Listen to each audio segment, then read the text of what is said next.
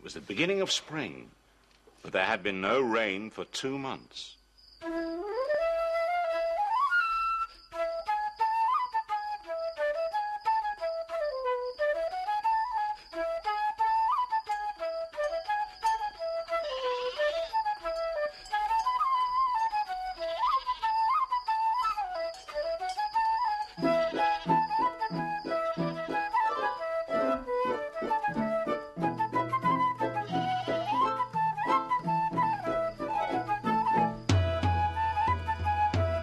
His people danced, and as their bare feet hit the stones, you would have said the stones were moving as they danced.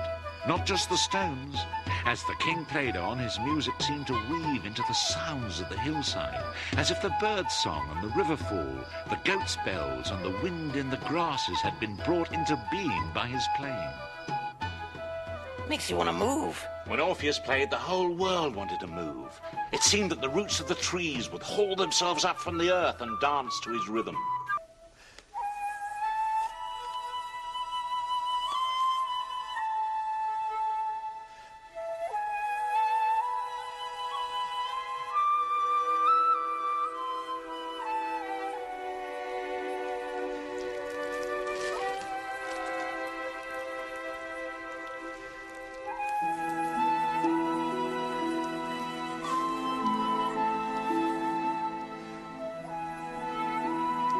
It was the wood nymph, Euridice, and his music had brought her into the world of men.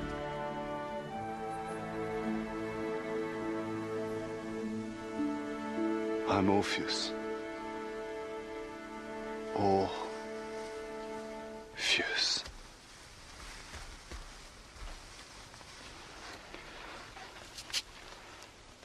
I have sung storms to sleep. I have made the clashing rocks move away from our ship. I've been to the end of the world and seen things more terrible, more beautiful than I thought could be. But you, listen to the silence. Is that what you hear?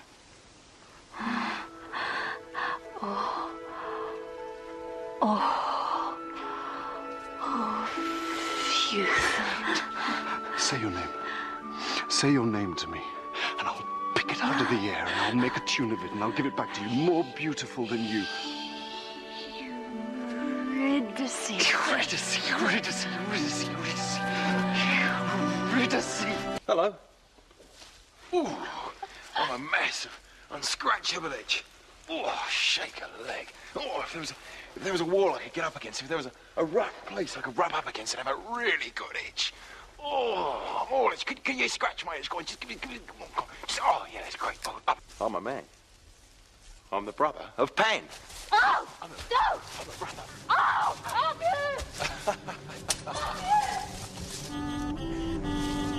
I'm a goat. I'm a man. Aristides meant her no harm, but as she ran through the forest, a snake bit her heel.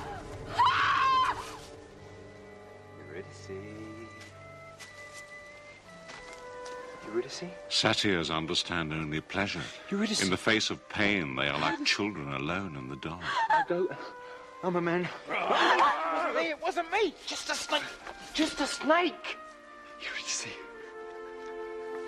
Speak to me. Euridice. Don't leave me! But her eyes just stared past him and her mouth gaped as wide as a grave. Bring her back! Don't let her die. Help me. Please help me. You can do it. Your music can do anything, can't it? Make it bring her back. Use this to bring her back. Please, please, you must. You must help me. Zeus and the Immortals, hear me! I, who have calmed the seas and made rocks move with my music, I will charm Death himself. He picked his way down towards the river Styx, the river you must cross to reach the underworld. And there below he saw his wife, walking towards Charon, the ferryman of Hades. Reaching the far side of the river, Orpheus stumbled on through the cold marshes, with Euridice gliding ahead of him, always just out of reach. He called to her, but as he did so, the mists rolled back before his eyes. And there in front of him was Hades, the king of the underworld, with Persephone, his queen, by his side. Who comes uninvited to my kingdom? I am Orpheus, king of Thrace, son of Calliope. And what does King Orpheus seek from Hades? The soul now before you in judgment. Euridice, my wife. No soul returns from my kingdom. Love is stronger than death. Nothing is stronger than death, little musician.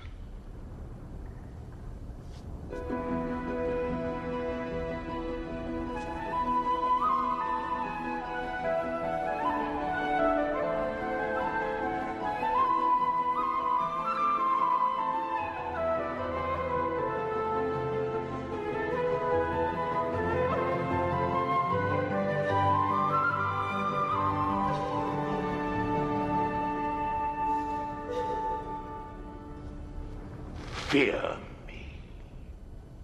I am the bold audience at the theater. A knock at the door when you least expect it. I am the one whose name must not be spoken for fear I hear it and sit next to you. I am the pain in your arm at 4 in the morning, the headache that will not shift. The sour taste in your mouth of everything you ever did. I am waiting, little musician, and one day I shall come for you also. Then you will see your wife once more.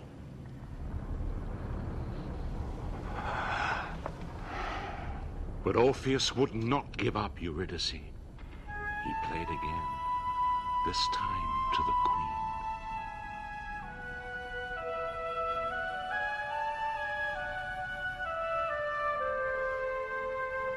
He will not listen. Or if he pretends to listen, he is lying. Oh, death cheats too. Each year, mankind endures the winter while I stay here, because he tricked me long ago. Even Zeus was powerless to change it. He'll trick you too, musician. Still Orpheus played on, but the king of the underworld was deaf to the beauty of his music. Persephone was moved by an unbearable sadness. Everything must die, Orpheus. The people we love most have to die. Even the rocks, the earth itself is eaten away by time. Everything must die, Orpheus. To live again. People think of death like absence, but absence isn't forever. Not while there is any life left at all in the world. It is only cold on the earth for 6 months. Death is unimpressed.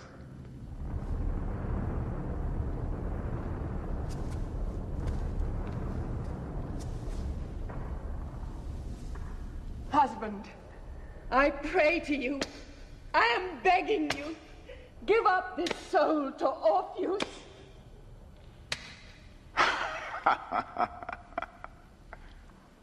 Very well, little musician. Take your bride. Take her to the upper world. But always walk ahead of her. And do not once look back to see if she is following. For if you turn to look at her, she will be mine once more. You hear me? Ahead of him, he could see the daylight. If only he could believe that she was behind him. That the silence of her death was not a real silence, but had been redeemed by music.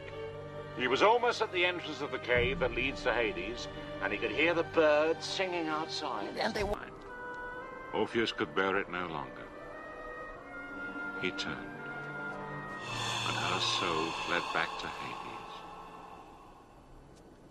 He had lost Euridice forever.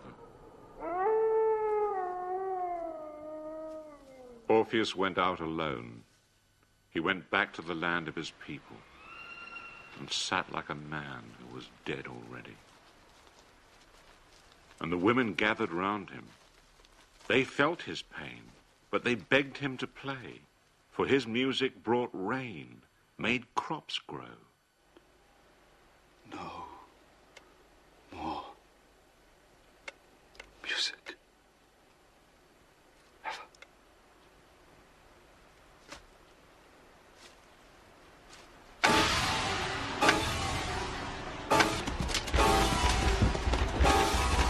My lyre must always play, for without music we are nothing. We need the shapes out of nothing, tunes out of silence, love out of hate, music that lasts forever.